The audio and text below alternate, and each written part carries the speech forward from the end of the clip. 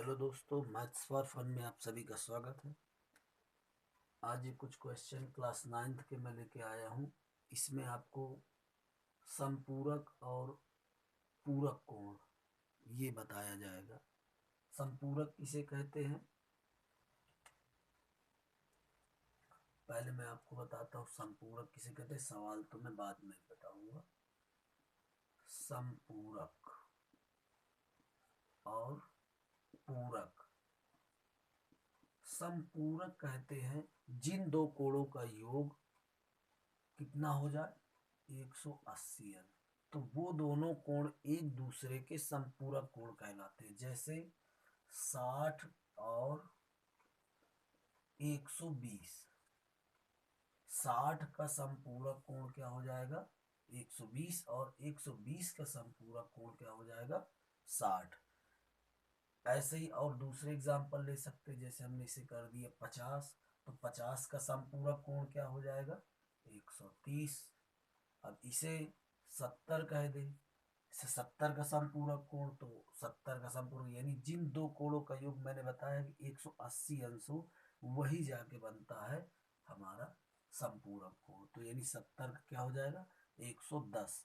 इसी प्रकार पूरक कोण में क्या होता है, जिन दो कोणों का योग कितना हो जाए 90 अंश हो। जैसे 45 और 45, यानी 45 का पूरक कोण क्या हो जाएगा 45। 30 और 60, यानी 30 का पूरक कोण 60 और 60 का पूरक कोण 30 होता है। तो यानी यहाँ से तो तुम समझ गए होगे कि समपूरक किसे कहते हैं और पूरक किसे कहते हैं। यानी जिन दो कोणों को हम ऐड करें तो 180 अंश हो तो वो कहलाता है समपूरक, और जिन दो कोणों को हम आपस में ऐड करने पे हमें मिले 90 अंश, वो कहलाते हैं पूरक कोण। अब हम इन क्वेश्चनों को सॉल्व करेंगे। इन्हीं दोनों बेस पे इस क्वेश्चंस हैं, 3 क्वेश्चंस हैं। जैसे पहला क्वेश्चन इसमें दिया गया है कि एक कोण अपने संपूरक कोण का दोगुना है, कोण की माप ज्ञात कीजिए। तो माना पहला कोण हमने मान लिया, माना पहला कोण हमारा हो गया बराबर एक्स, एक्स अंश, और दूसरा हमने मान लिया वाई अंश। ठीक। अब इसने कहा है पहला कोण मतलब एक कोण अपने संपूरक कोण का दोगुना है, यानी x का हमने संपूरक कोण y मान लिया। अब इसने कहा x का और ये बराबर y, यानी इसका संपूरक कोण y है जो कि कितना है दोगुना है।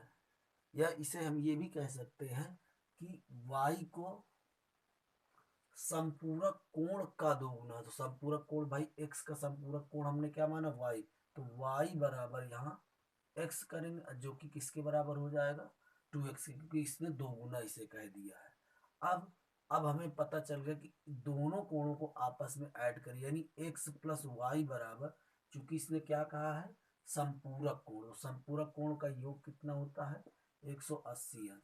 अब यहाँ पर y की जगह पर हम क्या रख दें 2x रख दे, तो यहाँ पर हो जाएगा x प्लस 2x बराबर 180 अंश। दोनों जोड़ा यहाँ हो गया 3x बराबर 180 अंश, तो x बराबर 60 अंश हो गया।